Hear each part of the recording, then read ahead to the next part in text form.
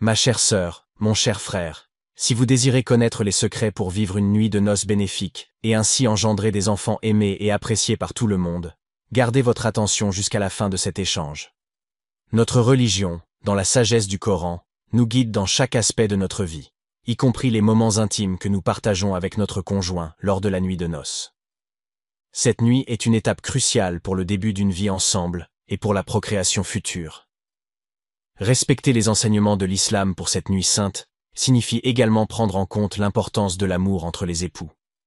Des paroles douces et tendres doivent être échangées, créant ainsi une atmosphère remplie d'affection et de bienveillance entre les conjoints. Le prophète lui-même, modèle parfait et miséricordieux, encourageait les musulmans à ne pas juger les défauts des autres, tout en sachant que chacun d'entre nous a ses propres faiblesses. À cet égard, la nuit de noces est une occasion propice pour créer un lien d'amour durable entre les conjoints, favorisant ainsi une éducation bienveillante pour nos futurs enfants. La nuit des noces est une nuit où les époux vont se connaître. L'islam enseigne de nombreuses choses que chacun devrait savoir sur cette nuit. La nuit des noces doit se faire en 6 étapes. Une fois dans la chambre, les époux devraient effectuer 2 cycles de prière pour remercier Allah de les avoir unis. Après la prière, les époux restent assis face à face. Le mari pose délicatement sa main droite sur le front de sa femme et invoque pour elle. Allahumma inni as'aluka khayraha wa khayra ma khalaqtaha alayh, wa a'udhu bika min sharriha wa sharri ma khalaqtaha alayh.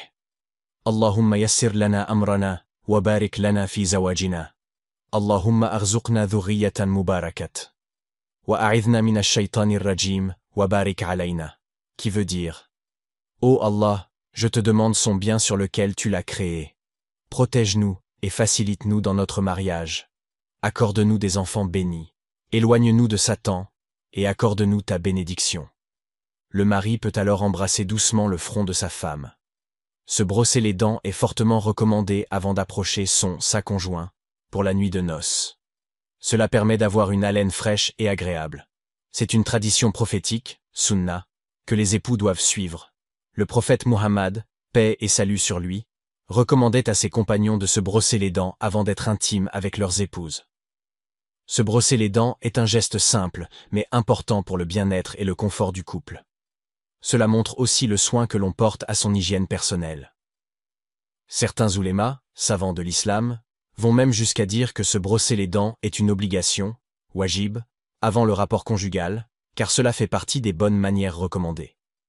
Il est recommandé que les époux se parfument avant leur rapprochement. Cela crée une atmosphère agréable et intime. Il est strictement interdit d'utiliser des moyens de contraception ou quoi que ce soit pour empêcher une grossesse, sauf si cela est nécessaire pour des raisons de santé. L'islam encourage la procréation dans le mariage. Ensuite, les époux se dirigent ensemble vers le lit, dans la douceur et l'intimité. Ils se donnent à boire l'un à l'autre avec délicatesse. Pendant les préliminaires et le rapport, les époux doivent se parler doucement, se caresser avec tendresse et s'encourager mutuellement. Cela crée une connexion émotionnelle et spirituelle. Avant de passer à l'acte, le mari doit dire « Bismillah, Allahumma jannibna shaytan, wa jannibi shaytan ma razaqtana ». Cette invocation a plusieurs bénéfices. Elle éloigne les influences maléfiques de Satan lors de l'intimité conjugale. Elle appelle la bénédiction d'Allah sur la relation et la procréation. Elle assure que les enfants qui naîtront seront bénis et aimés de tous. La récitation de cette invocation en arabe, dans sa forme originale, est préférable. Quiconque récite cette invocation avant le rapport aura, Insha Allah, des enfants pieux, respectueux et aimés de tous. C'est une pratique très encouragée dans l'islam pour fonder une famille bénie. Que ce moment soit béni et facilité pour tous les nouveaux mariés.